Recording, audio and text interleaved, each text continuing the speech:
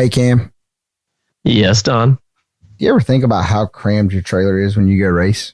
Dude, all the time. Race cars, golf carts, Jet's Power Wheels, and all of his toys, his little dirt bikes, his Strider bikes, all that stuff. I'm crammed.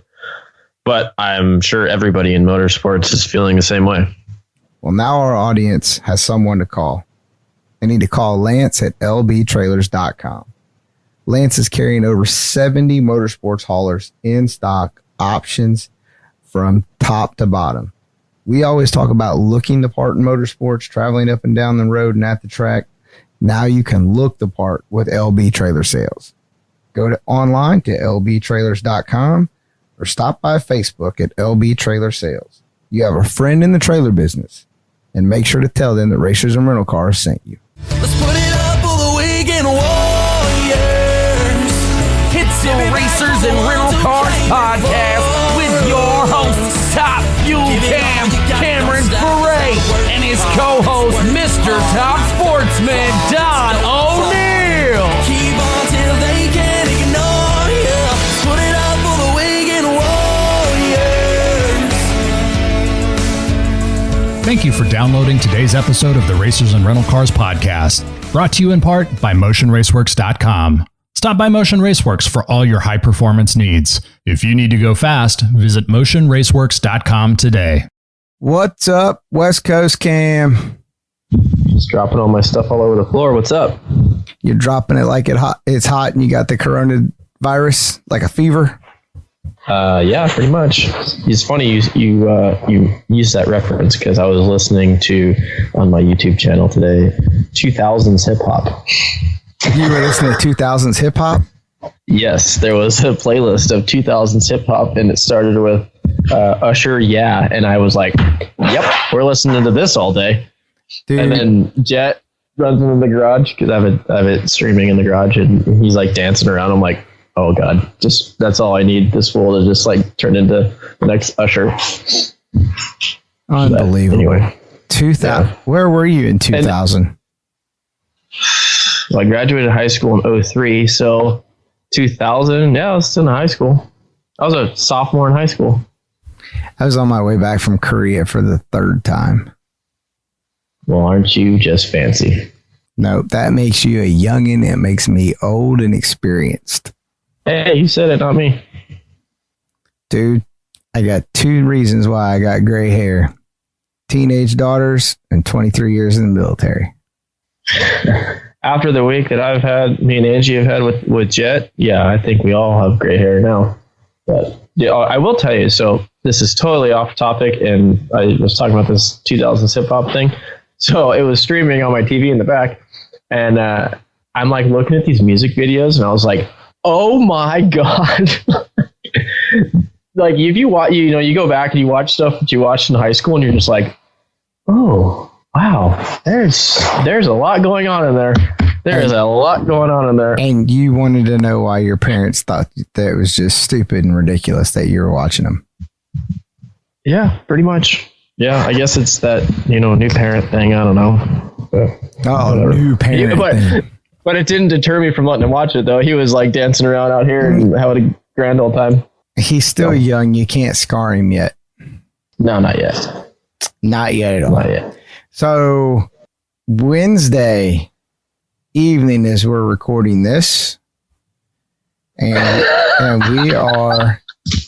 I'm sorry. I gotta stop you. Oh God. My wife just texted me and said, "Oh my God, Jet just shit in the tub. I need help."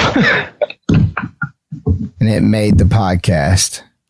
Now that may scar him when he comes back and he's a little older. And yeah. So that's. I guess this is going to be your photo book. You know how? I mean, my generation, when you'd sit down and go to somebody's house, and the first thing their parents say is, "Oh, let me pull out the photo book." Yeah. All day. Dude, apologies everyone, but that's just really funny. So, for all of our younger listeners, see what you have to look forward to when you become a parent. Are you trying? I think you're just trying to manipulate the birth control conversation. Yeah, because there's gonna be quite the baby boom here in 9 months. Everybody says. Yeah, and I think that what somebody tell me the common names are going to be Scott, Charmin, and Lysol. I I don't know. That was a horrible joke. Clorox. Yeah, it was a horrible joke, but I heard it on a podcast. Thought it was kind of funny at the time. Dude, what are we doing? We're trying not to lose our minds, first of all. Second of all, I about have most of my online curriculum dialed in for the rest of the semester for my students. And then I got like 2.5 months off, and then they announced today with the whole NHRA thing, we won't be going racing until at least June 5th. And I'm willing to bet that might get pushed. I don't know that no one said that, but I just feel like that's going to happen. At least the first one or two. Well, I'm not real. I want to be glass half full from the standpoint of the racing because, hey, we have a motorsports marketing company and a media company, and unfortunately, a lot of our annual sales are tied to actually going to the racetrack. So when we're not going to the racetrack, some of our sales numbers don't look too good. So nonetheless, I'm totally in for getting back going racing. However, I don't want us to put the cart in front of the horse too soon. Realistically, we don't want to hurt or endanger our current generation, our future generations by just really getting overzealous and not being protected. Today, Bobby Bennett putting out his article about him coming down with it and being in the hospital with the fever and just, I mean, when somebody writes that they wish they actually were dead, that they were in that much pain and that miserable. And Bobby's not typically one to embellish when he's communicating. So that's a significant description or feeling for Bobby to write. And so I don't know. I mean, like I said, I'm torn right down the middle. I want to get back racing just as much as I think as anybody out there. But at the same time, I hope that we've got leaders and folks that'll be smart enough to, I hate to say it, but protect us from ourselves. I mean, sometimes I agree. I mean, at the end of the day, I mean, racing is second and everyone's health is more important than going racing. And that's why I feel like it might be a little longer, but I hope I'm wrong. So, I mean, at the end of the day, we're all kind of in this together. And like I said last week, I'm really bummed out for the people that are losing their jobs and things like that, or on furlough or whatever you want to call it. That totally sucks. I hope everybody comes out on the right side on that situation. But I mean, at the end of the day, we're just trying to stay busy. I was able to do a little, I was on a guest on a show yesterday for one of my sponsors. So that was pretty cool just to kind of give them a little extra love while we're waiting around. And so, yeah, I mean, I'm sure you're doing the same. I'm sure everybody out there is doing the same. We just, at the end of the day, got to keep our sponsors happy and try to give them a little something extra that they can't necessarily get on the racetrack right now. Oh, for sure. And just to look at the way the schedule came out and how it was adjusted and maneuvered around with no countdown, no reset of points for NHRA, 19 races. There were a couple things that kind of stood out to me was that I'm trying to remember, and I haven't been able to find it yet, but when I saw it come out, I was like, I think there was a time period that NHRA, that was the number of races that they had for a season was 19. And I'm gonna stop you there, and I'm gonna throw in my little 2 cents on all of that. I'm gonna go with there's gonna be 20 races next year in 2021, and no countdown. That's my opinion.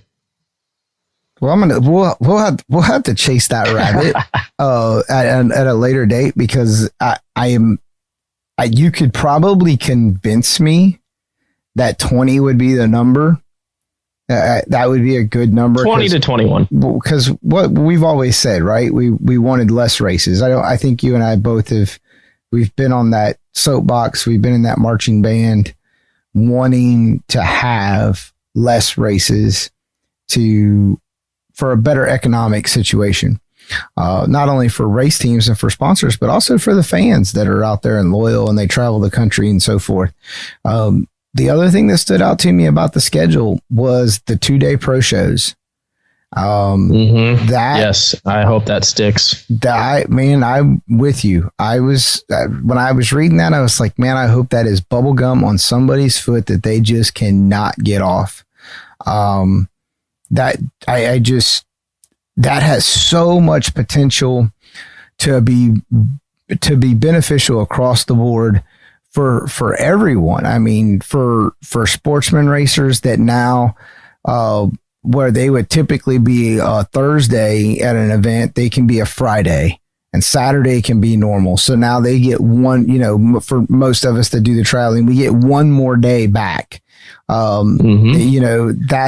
That's awesome. Yeah, I'm a firm believer in that whole deal because, as everybody knows, I have a real person job too, unfortunately, but yeah.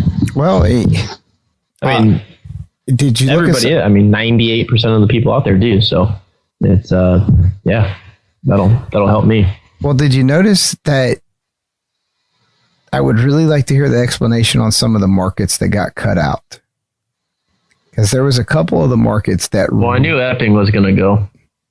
I hate it for the D1 guys. I forget who it was, but I saw something pop up. Somebody said, I think the exact quote was, damn, D1 got screwed again. And because I think it's Epping and VMP. I think Virginia Motorsports Park for Tommy Franklin and his... that's got to be a tough one on the chin. For Tommy, they've done his family, his wife, Tyler, the whole entire team up there. They're constantly posting photos of the renovations that they've done to the racetrack, the upgrades.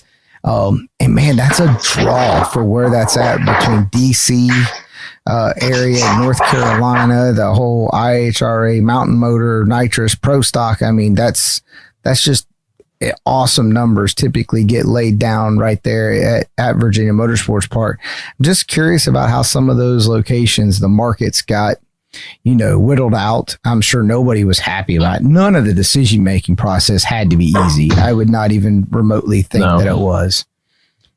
No. At the end of the day, it was not going to be easy for whatever they had to do. So, I think they did it as best as they could, and, at least hats off to them for announcing something pretty early. So that was cool of them. So yeah. But anyway, what else is going on? What? You don't hold on. Wait a sec. Yeah. I hate pro drivers. They just brush right by whatever it is that doesn't pertain to them. Doesn't pertain to you. I get it. I get it. Okay. All right. Well, as they say, I guess you can leave your complaints at hatemail@racersandrentalcars.com. Please direct all professional pro team questions to Cameron, as he needs to be the subject matter expert to answer all of those, as I will be making sure that I throw mine at him as well. Nonetheless, are you in the door car department or what? Baby, I am telling you right now, I am over here. I have no fingernails left. I am waiting on the adjustment of sportsmen for Lucas Oil for national events, the grade or point standings, claims, Jegs All-Stars, all of those topics. I'm sitting over here waiting for. Nervously, anxiously, patiently, not really patiently. Throw that right out. It's not working. Because we just, we're a business. We have sponsors. We got planning, logistics, and so forth that has to be gone through. And we're that's you guys standing in the empty deep end of the pool with your arms behind your back, just waiting. Yeah, bouncing. I go all the way to the bottom, bounce off with my toes, come all the way back to the top. Yep, I just keep bouncing up and down like a buoy, baby. That's all I'm going to do. There you go. But other than that, okay, so this week, did you watch any of the NASCAR iRacing on Sunday? I tried to, but because I don't have cable, I have this login thing that I have to do in order to get FS1, which I have, but it wasn't on their app, which was weird. It was only on FS1, and I don't have that. I only have the Fox Sports Go app or whatever. So, but I did watch the highlights afterwards, and I thought it was pretty cool. Rather interesting. It was kind of funny to listen to Jeff Gordon and I forget the other guy announcer, the famous announcer's name, like trying to make it as NASCAR-esque as possible. And I think they did a pretty good job. There was a few times where they're like, oh, yep, they're just going to go into the pits and do their little reset thingy or whatever. They're back. I mean, it was cool. They're doing it again this week. I'll try to watch it. It's something for everybody to watch, and it's probably going to be a portion of the wave of the future. I mean, it is what it is, and yes, it's not racing, but it's something, and I honestly think the younger generations can relate to that more than they can watching an actual NASCAR or dragster or whatever going up and down the track, because they can physically do it. A lot of times I had a conversation with somebody the other day kind of about that, how they're like, oh, well, there's only 50 top fuel cars in the world probably. And, so how do people relate to that? And, start talking about iRacing and things like that. All these kids, they know how to go like this on their Nintendo games or whatever. So it could be the way of the future. Well, this week they're doing it again. I'll be old and decrepit and retired by then, and, just be sitting in my chair saying, how I was one day. How you were washed up. Anyway. Washed up. Well, this week I saw that Cruz Living through my kid. Whatever. This week, Cruz Pendragon and Ryan Capps are doing iRacing for World of Outlaws. So I saw that. Cool. And that Fox Sports will have NASCAR iRacing back again this week. So I'd be curious to see what the ratings were.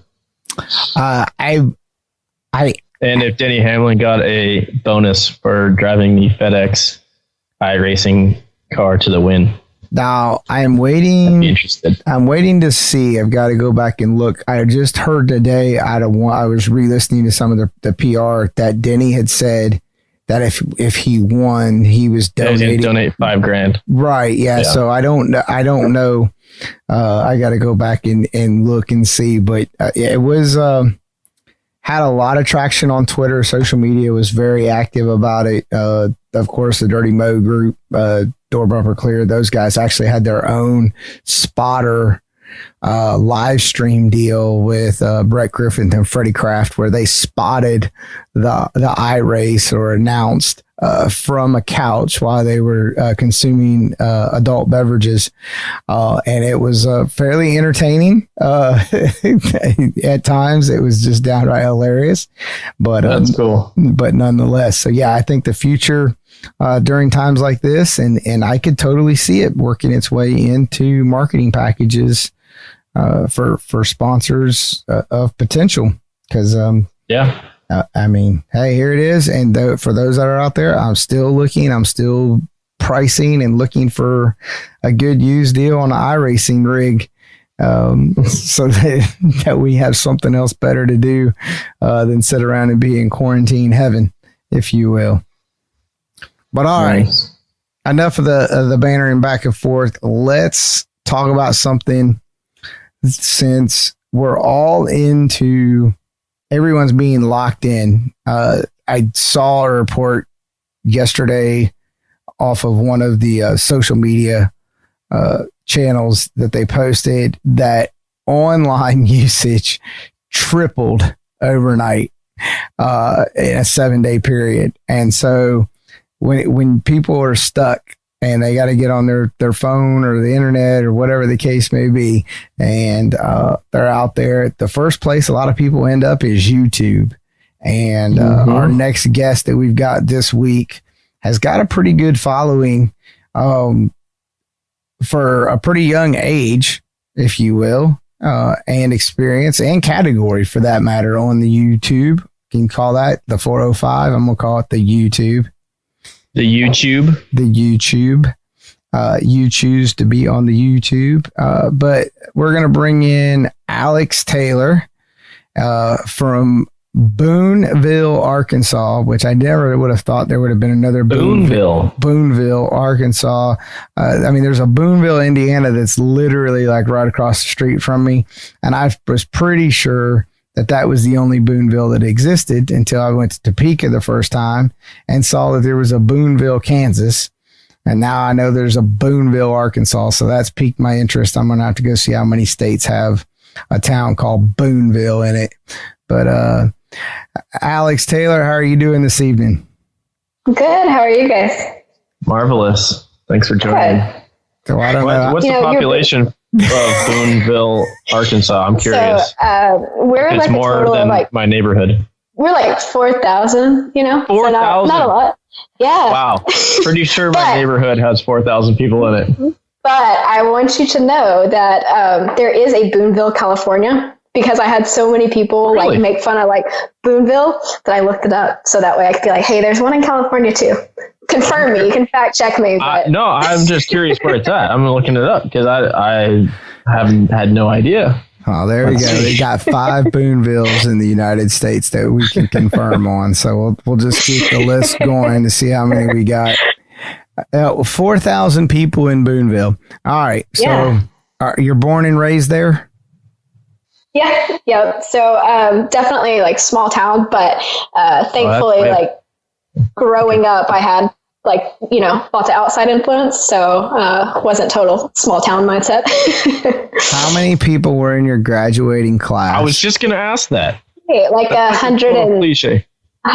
I was valedictorian. I know it's only 120, but hold up. She's the valedictorian of Booneville High School. Yep. 120. I only had 101. Yeah. Okay. See, I was not the valedictorian. We had 120 with the same last name.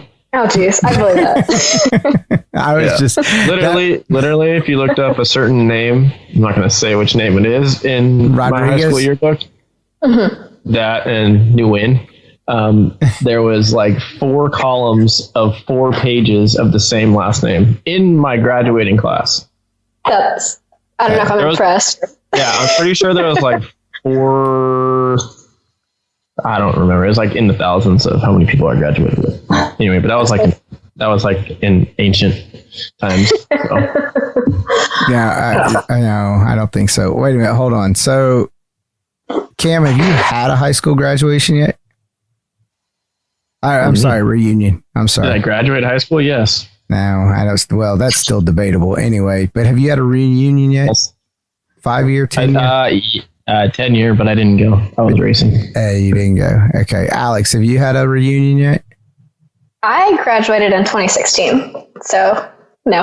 I haven't even graduated college yet, okay? Dang, and she's got like 50 million followers.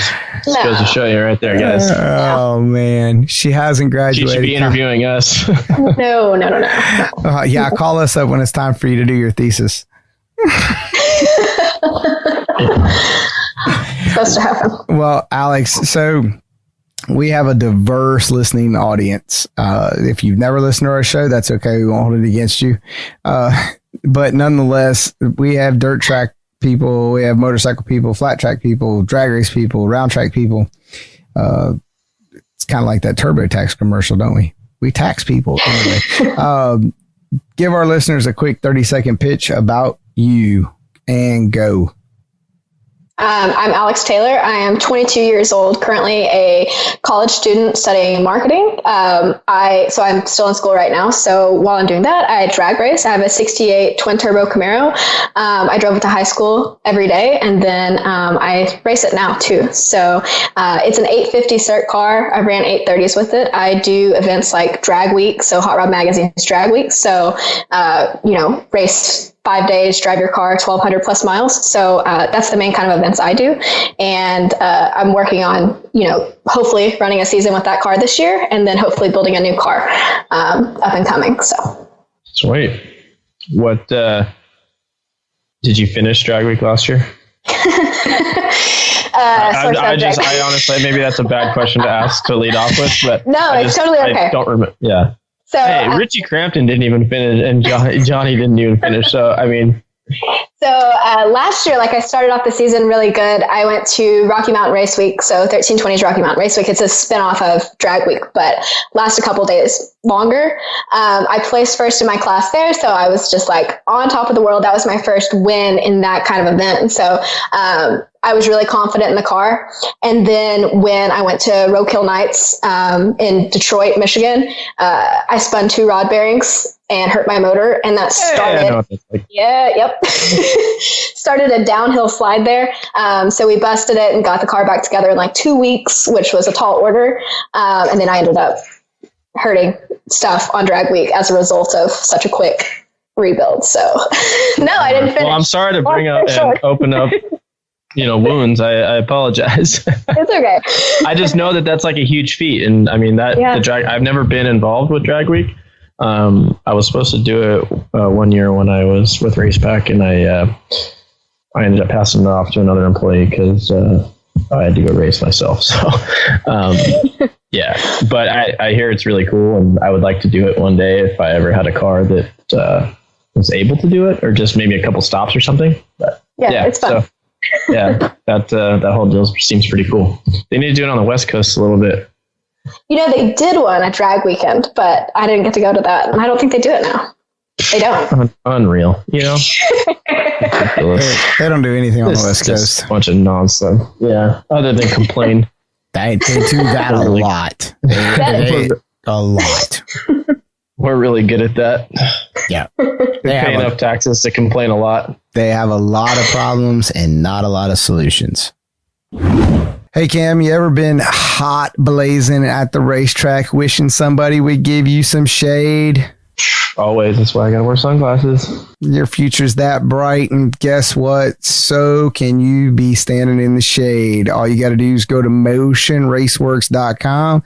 They're giving away an Easy Up tent. Go over, check them out on motionraceworks.com. Get yourself a chance to get an Easy Up so you can get out of the sun. Hey, Cam. Yes, Don. Do you ever think about how crammed your trailer is when you go race? Dude, all the time. Race cars, golf carts, jets, Power Wheels, and all of his toys, his little dirt bikes, his Strider bikes, all that stuff. I'm crammed. But I'm sure everybody in motorsports is feeling the same way.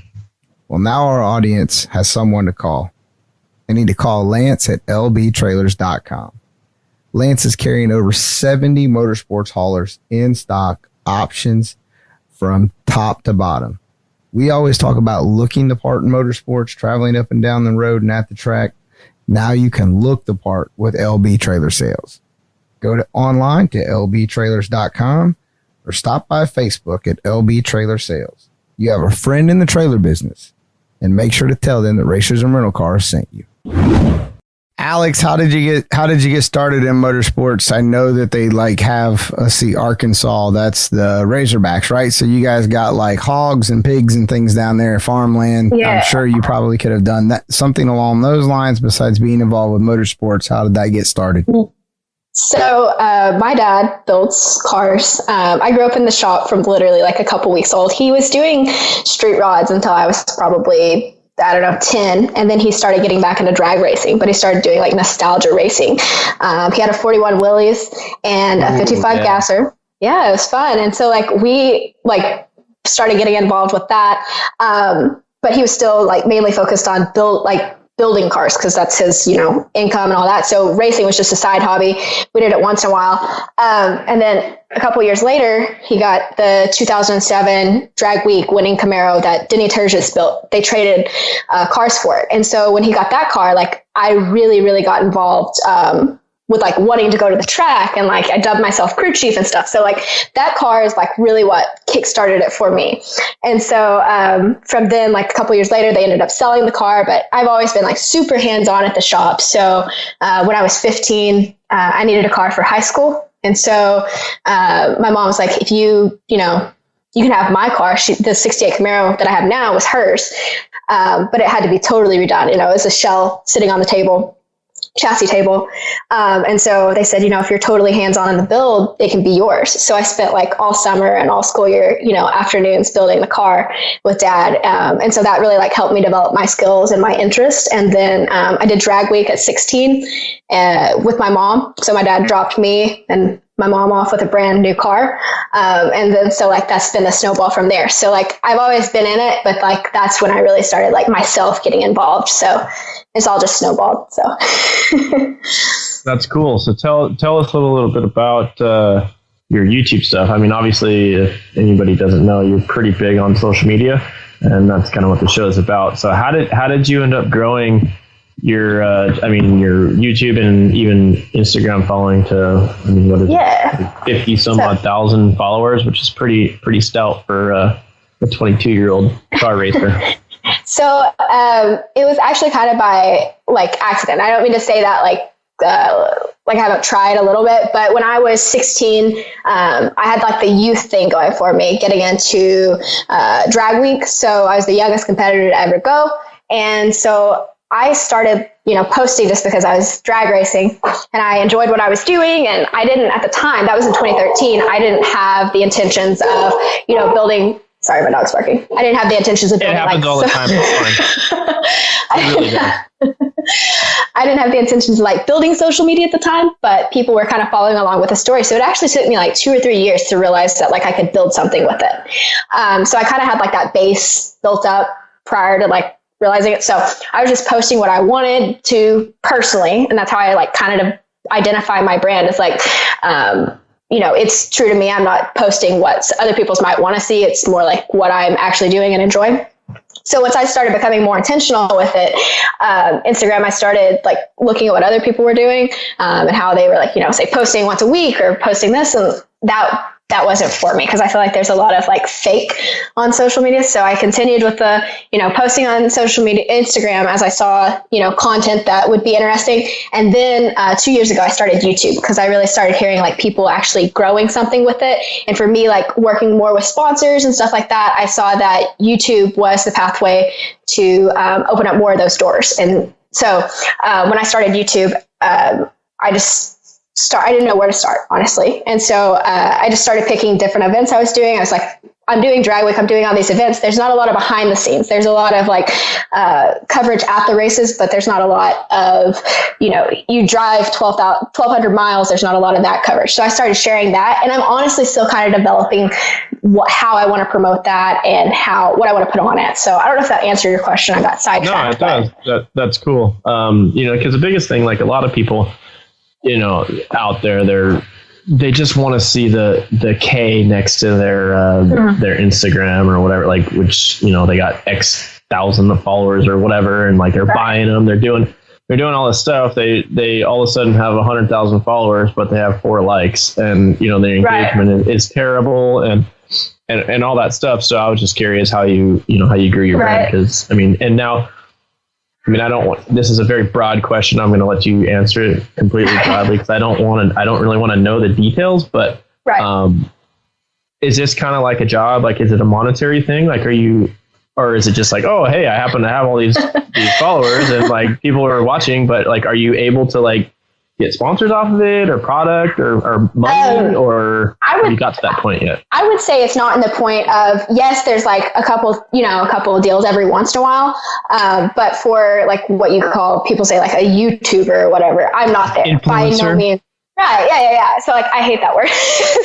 so like, I'm not there, but like, you should have put that in her description, Don. Right. Alex, the influencer. So for me, like I like companies I get to work with, like for product on my car, I just see it's another way for me to like promote them right now. So kind of like work on solidifying those deals, but kind of going on what you said about like the people seeing like the K next to their, their number on social media. That is like my pet peeve. So like I've grown slow relatively compared to like people I watch, but I don't know. I see a lot of people that like stray away from like their uniqueness and their identity. And like, you can see when people start trying hard. So like, I'm just going to go the slow growth route. And like, if it happens kind of thing. Yeah. As long as it's relevant content, like people just want to know like what you're doing and, the backstory, I think is a great avenue. That's kind of like what this show is all about. Obviously we kind of talk a lot of nonsense, but we also talk about the things that people don't really talk about, and that's what interests people. Like, yes, everybody we don't really talk race results and stuff on this show. We maybe talk a little bit about it, but that's not what people are interested in because they can search Facebook or whatever and find all that stuff. We're more interested in like your story and things like that, and how are you getting to that point. So that's really cool. So it seems to me like you're on a heck of a warpath when it comes to that. So that's awesome. And, maybe I should take some notes from you. Oh, wait, hold on. Our YouTube following is going to like triple as soon as we drop this podcast because we're going to get so many people that are going to come from Alex Taylor Racing, and they're going to come over and subscribe to Racers and Rental Cars. I mean, it's a given. I mean, it's just. I'll try. I don't have that kind of pull. It hurts my feelings when I like look at other stuff. I'm like, man, I don't have that influence, but that's okay. All right. So you mentioned that you're studying marketing in college. So what year are you in right now? I'm a senior. I was supposed to walk in May, so we'll see. I know it hurts. That's all right. That's right. I didn't walk my graduation either. I was racing, so it's fine. It's overrated. They'll send you the cap. It just opens up the weekend to go racing. That's true. So Alex, now that you're graduating, tell us what was your favorite marketing class? Oh, let's see. So I go to a smaller school. It's University of Arkansas Fort Smith. So like we were limited in our electives, but we had really good teachers. And so there's like this special interest marketing class, and it was digital marketing. And that class has like been the class I carried with me this whole time, because we weren't taught with a textbook in this class. He just pulled like material that he found, and we just kind of developed the class as we went. So for me, I was involved in social media, but I didn't know a lot of the terms that when you actually try to study it and read it, that make it where you understand it better and can talk on it on a different level. And so he introduced us to like a lot of the terminology and like how it worked in actually implementing it. And so that was my favorite class. And I think for a lot of us, it was like in my class, that was a fundamental class. That's cool. It's, dude, how do I word this? Do a lot of people at your school know what you like in your classes, like in your marketing classes, know what you do at all? I don't know. That's actually a good question. I don't know, because I don't talk about it a lot, like where I'm at, just because cars aren't a big deal where I am. So if I talk about it and I say like, they say, what are you going to do when you grow up? I'm like, I want to do car stuff. I want to drive race cars. I want to work with, automotive companies. And so for them, it's like a foreign concept. So for me, like having to present what I want to do, I always have to have a back explanation of, one, it's a legitimate industry. Two, what I'm doing is legitimate, and like there is a future in it. And so like I avoid it until like I know somebody actually cares to listen, kind of thing. So I tell people, and I come to find out like people might know more than they like let on. Which there's no reason they should, but like they might follow me or something, and then they see. So that's cool. I don't know. Sweet. Okay, so you told us what your favorite class was. What was your worst class? Ooh, like all the intro classes. I honestly, like for the first 2 years. Law, dude. Oh my God, did you have to take a law class? I like law. I actually go to law school. I hated comm law. Oh my God. I liked it. I think it was my teacher though, because he was gnarly. That's fair. Yeah. No, I liked it. I don't know. Just all the basic stuff. For 2 years, I was like, I could be doing so much more out of school. So that's okay. Yeah, we all think I went to college for 10 years, man. I thought the same thing, but I didn't become a doctor. I got a marketing degree. It's weird how that happens, Yeah. And call me a doctor of marketing, just saying. Yeah. All right. So Alex, tell us then, what's one common myth that people think about Alex Taylor? They think that I'm incapable because I am aware that I don't necessarily look like, I'm very small, very petite. So I don't necessarily look like, one, I can drive, or two, I can actually wrench. And as I've gotten like older in my career, I've seen that like people kind of aren't as rude about it or as blunt. Like they, know a little bit more of the backstory. So I don't get the like, who does your work or who does this for you, So I think that's been the biggest thing, is the biggest myth. When I tell people I drive race cars or I do this, they're like, you do that? You don't seem like that kind of person. Cause I definitely have a very diverse personality. So I'd say that's, I like to dress up still. I like to do all the girly stuff still. So that's the biggest myth, I think. And people think I'm tall. That's the other thing. People think I'm tall. I mean, if that counts. Yeah, I have never got that in my life. Although I will say, standing next to my wife, I look like I'm 6 feet tall. So, see? Yeah. Okay. Yeah. I mean, how tall is she, Don? 5 foot and nothing. Nothing. That's funny. Nothing. That's funny. Alex, so you talked about, okay, you graduated with a marketing degree. You want to do something in the automotive industry. You want to do something with race cars. What's your 5-year plan? In 5 years, where's Alex Taylor going to be? What's she going to be doing? Don't ask me that question. No, I'm just kidding. That's parents did the other day too. yeah, that's what I'm at right now. You know, everyone's like, what's next? And I'm like, I don't have that answer. So for me, I am thankful enough that I went to college with a full ride. So I'm going to graduate without any debt. So I've told myself, huge. Yes.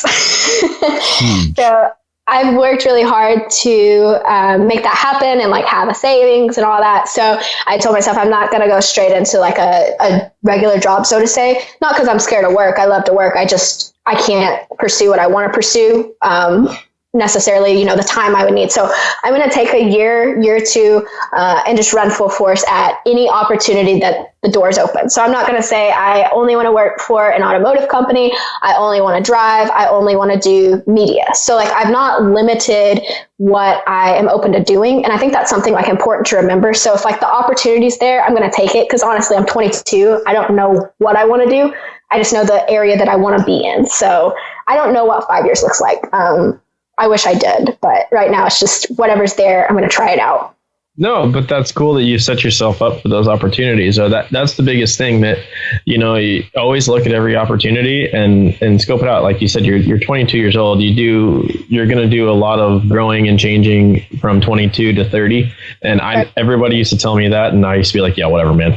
I just want to race. But it's true. Like, and I hate to be like that older guy right now, but it is true. Like your life changes so much, and just the way you think and the way you look at maybe your current friends or something, you're just like, I want to do something with my life and I'm going to go do it. You know what? I don't know what it is, but I'm going to succeed at it. I'm going to be able to go full force in it. So, I mean, that's cool, just because it's not like, oh, I'm going to do this. I mean, I'm sure you'll be successful in whatever you do. So I feel like it's like, if you get your mindset too set on something, like I'm all about goals, but like, I don't want to disappoint myself to where I don't want to, you know, try something next. So try to keep it, you know, not so locked in.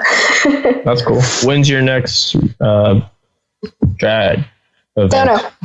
I mean, it was supposed to be in April, but we'll see if that happens. I was going to go to Holly LS Fest and I'm not actually taking my car. I was going to go do some different events there with other people's stuff. But that was when I was supposed to go.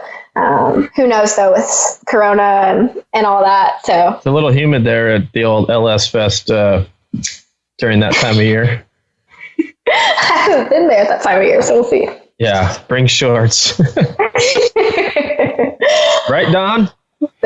Don's been there once or twice. Well, wait a minute. Bowling Green. Okay. I didn't know she was talking. No. She was talking about LS Fest West. You were talking about Vegas. Yeah, she was talking about LS Fest West. Yep. Yeah, it gets pretty toasty out there too, though. Yeah. Yeah. All right, so Alex, since you're so young, we'll give you this opportunity. You get one do-over, one thing that you want to change. What would it be? Oh man, one do-over. Okay, I would. This is a hard one. Be more intentional with my strategies on growing my promotional stuff. So like YouTube and stuff. So when you went back earlier and asked me the question of how did I grow, you know, this many followers or this, when I was 16, there was lots of videos about that other people had made, like 1320 and stuff, that did really, really good. And if I would have been smart, I would have capitalized on the growth that they had like sparked. And at the time I had people like, why don't you make a YouTube channel? Why don't you do this? But I was like, I'm 16. I just didn't want to, honestly. Like, I just didn't want to. I didn't realize the opportunity there. So I think if I would have been like smarter and more intentional with that, I would have seen like exponential growth. I just started later than I could have. I don't think it's too late. It's just, that's what I would change, I think. Good answer. Yeah, I was not really where I thought she was going to go. What did you expect? I'm curious. Typically, I mean, if somebody asked me when I was 22 years old, what would be something I would have changed, it would have been like, you know, not hit on the county sheriff's daughter in front of him or something, you know. I mean, at 22, you couldn't have screwed up that many times. Yeah, Don, I hate to say it, she went to the sophisticated role, and you just went for the dumpster role like you normally do. Wow, dude, dumpster fire. But I like it. 22 years old, I've been in the Army for 4 years. I'm just saying. Dude, 22, I was a wreck. You were what? I was a wreck. See? That's what I'm saying. I didn't know you were talking about anything. I thought we were keeping it like very related. Oh no, everybody's got those things that they're like, man, I wish I would have never done. If I could get one do-over, what would it be? Yeah. Okay. Yeah, that's it. I mean, that's just saying. Okay. Hey, we're just keeping it lighthearted here. I'm sure there's something. I think though, I mean, I'm sure there's lots of stuff, but like, I walked a pretty straight, to a degree, arrow in high school and in college. So I haven't done a lot of like crazy stuff I regret. So I'm going to go out on a limb and say that's probably influenced by your parents' willingness to help you with your endeavors. For sure. I knew better. Like that was the thing. I had too much to risk even at like 16, 17, 18. And I like recognized that. So like grades and school and that, like I'm a total nerd actually. So like that's always been like my focus. So like I know my line. There you go. You got to know where your bread's buttered. All right. Well, Alex, so you don't know what your next endeavor is that's coming up on your calendar. So where and how do people keep up with what you're doing? So my Instagram and my Facebook, where I post a lot, is Alex Taylor Racing. And then I have my YouTube channel, which is Riding with Alex Taylor. So I'll be posting on there. Hopefully I'll get some stuff out, soon, so that way I can keep some content rolling. But that's all the updates. That's where that's. Do you edit all of your stuff yourself? I do. Yeah. And that's where I struggle right now with like YouTube and things like that, because I am doing like all my own content and I go to school. And so like trying to make a real schedule, I have struggled, but we'll see when I graduate. I can do better, hopefully. What programming do you use to do your video editing? I use Adobe Premiere Pro. Prior to that, like when I was just getting started, just for like a cheaper route, I did like Filmora. It was just like something free that was online, or it was like super cheap. And so I pulled lots of hair out with Adobe Premiere. So trying to learn it. That's like even beyond me. Like I don't even go there. When anything that I need to have Adobe Premiere, I send to Brian, our producer. See, like I'm like, yep, can't do it on Camtasia or iMovie. Moving right along, Brian. Help. I think that's the smart thing. I think I'm like using a software I shouldn't be, but it's okay. It's working. I was gonna say iMovie, Splice works well. Yeah. Film Shop, those are all easy. If I can cut, paste, drag, right arrow, left arrow, fade in, fade out, dissolve. Right. Good. Send it. Right. That's funny. Well, all right, Alex. So we've kept you for a little while. We send all our guests off with 2 questions. First question, you get to send one Christmas card to one person in motorsports. Who are you sending it to? Let's see. Let's send it to Tim at AFR, Air Fuel Research. Nice. You snuck that little sponsor plug right on in there. No, I would say it's for the sponsor point, but it's like he has been really instrumental in like opening my eyes to like some opportunities and stuff, especially recently, like not even related to AFR. So like just, helping young people in the industry. So like I'm thankful for that. Awesome. I like a mentorship plug right there. That works. Yeah. I like that. All right. Well, now you got to send one WTF card to somebody in motorsports. Who is it? Ooh, that's dangerous. Nope.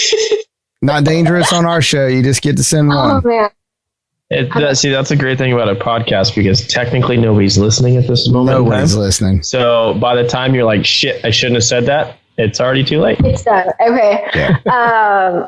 I'm going to play it safe. I'm going to send it to Wait, hold on. Chad. Hold on, What? wait. I said you get to send one WTF card to somebody. She's like, oh, that's dangerous. Then she starts hers off with, I'm going to play it safe. So that means there's way more people than just one person because she's playing it safe. She's laying up. She's hitting a layup shot for, she's in between 140 and 160 on her club distance. And she's just going to lay up. She's not going to try to knock it on. Yeah, no, like I don't want to spark that. So I'm going to say, I'm going to think of somebody good when like I get off of here. I'm just going to say Chad Reynolds. I'm sure he's a conflict, but he always gives me so much. I love him, but he would be the person I know would accept it and take it well. So I'm going to text him right now. Dude, my God. You just got hated on the podcast. No. I think he's No, I'm just kidding. Honestly, I think that's the first time that we've had another media person get the WTF card. On a previous guest of the show. On our show. We've had Chad on our show before. And that is, we've never had another media person get the WTF card. That is awesome. We've gotten it. Oh yeah, we've gotten it. It's fine. Yeah, we've each. No one's it. safe. Yeah. She said she's playing it safe. Yeah. The only way I that's know he'll be like, sounds right, and then I'll get a text and it'll be okay. Yeah, I was gonna say it'll probably be 4 or 5 weeks because I think Chad's running way behind on keeping up with podcasts with everything that him and Lyle are doing. So you'll probably be good. You'll be like, what? I didn't say that. Did I say that? When? I don't remember that was a long time ago. That didn't count. That's funny. That doesn't count. That's awesome, Chad Reynolds. Well, there you go, Chad. You got your own WTF card right off Racers and Rental Cars. Well, Alex, thank you very much for taking some time out of your busy evening in Booneville, Arkansas. Totally. Where there's 4,000 people in her town, and being involved in cars is not the primary occupation in Booneville, Arkansas. But we greatly appreciate having you on the show, and we look forward to catching up with you and keeping updates and tags as you move through your endeavors in 2020, the year of craziness. Definitely. Thank you so much for having me. No problem. Best of luck to you, and I'm sure we'll see you at an event at some point. Sounds good. Thanks, Alex. See ya. Yeah. There you go, Cam. There's nothing better than getting somebody that's young, getting started, and she comes in and she is, she makes no bones about the fact that she just didn't feel like doing social media when she first started out, and she never really capitalized. And at age 16, and here it is, fast forward 6 years and 22, and she's thinking that she probably should have done something different at that time. So no, but that's cool though. That just goes to show you she wasn't really necessarily worried about the quote unquote likes or the follows, which is kind of a cool aspect to look at it. I think a lot of people get really like zoned in on just that, and it's not that big a deal. The world keeps going if you don't have a K or a comma by the side of your Instagram followers. It's okay. Are you sure? I need somebody to give me some positive reinforcement. I'm telling you right now, it's okay. Okay. Right? We're going to be okay. The sun's going to come up. The sun's going to come up, and it's going to go back down and then come back up again. I like that thought process. I like my engagement, and one of these days I might get a K or a comma. Dude, I've lost 25 pounds. I'm telling you, pretty soon I'm probably able to pull off a freaking tank top in a bathroom gym shot. You keep getting tagged in them push-up challenges. That just might happen. Yeah, y'all gonna send me to my shoulder surgery way sooner than I needed is what's gonna happen. Yeah, dude, that's why I don't know if you saw my push-ups that I had to do. If you saw my hands where one was my hand was flat on the ground and the other one was in a ball and a fist because I can't bend my wrist that hard on that side on my right hand in order to do a push-up. We're all it's been broken once or twice, and my shoulder, I'm like, and then Jet jumped on top of me for my other. Oh man, I was a wreck. Dude, you weigh like 120 pounds. Yeah, I know. You gotta get like a fan, put it on the ground, and let turn the fan on high and let it blow you up and down and call push-ups. Yeah, but I've broke my shoulder twice and my arm a couple times too. So nobody told you to get on them stupid motorcycles. Also true. No one also told me to. Well, one person told me to ride a motorcycle down a staircase on New Year's Eve, and yeah. How'd that work out for you? Not so well. Where was the YouTube video for that? There's only one photo floating around, and it was inside my friend's house. So. Speaking of drywall fixing. Yes. Yes. Nobody rides anything downstairs that does not involve fixing drywall. I have to attest to that. Yes. Because at the end of the stairs, there's always a wall. Well, it was the side wall that I took the chunk of drywall out, and then he let me autograph it on the side of his wall. It's back when he had a bachelor pad. There you go. He's not getting his deposit back. No, well, he owned it, so thank God. There we go. There we go. Well, Cam, dude, it's been a quick week. It was a great episode. We've all been locked in. I honestly don't know. I'm kind of tired of seeing all the posts on social media about people complaining about being locked in. I'm really interested in seeing the people that are working from home and the things that they're doing. Did you see Angie's in-home office? It's pretty good. She's using Jet's little table and his little chair. I saw a picture. Somebody posted a sign on the door that says, you'll get your snack every 4 hours. Until then, leave me alone. Because they're working from home. I was like, I love it. I've spent a lot of time in the garage, and Angie's been in the house. And Jet's been running like a ping pong ball back and forth when he's looking for knacks. You got looking for knacks. There we go. Knack, yeah. Well, I don't know about you, but I've been working on my trailer, waxing, buffing, trying to get it done. It seems like I get a couple panels done each time in between taking care of dye and you buffing it like Jimmy? I'm buffing it like Jimmy. I keep making a list of stuff that I'm going to be calling old Lance Brandon up and getting some trailer parts and some items to fix my old heap up. So hopefully Lance and his crew down there are having the phone ring off the hook because everybody's got all this time on their hands to fix all their junk. There you go. All right, Cam. Well, I'm done. Send us home.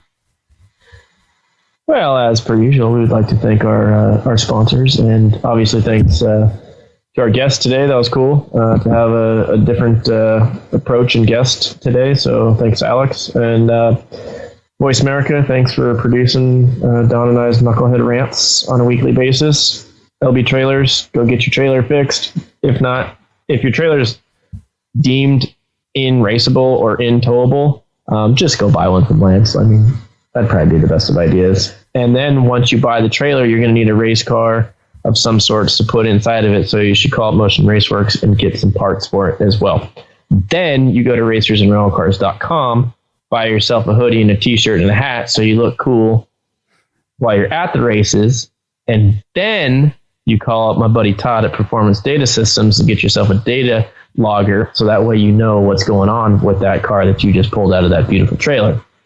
And then after that, I don't know, you're probably just going to drink a beer or something like I probably would at the end of the day. So, but yeah, thank you, everyone. See ya. Later. Let's put it up for the weekend war.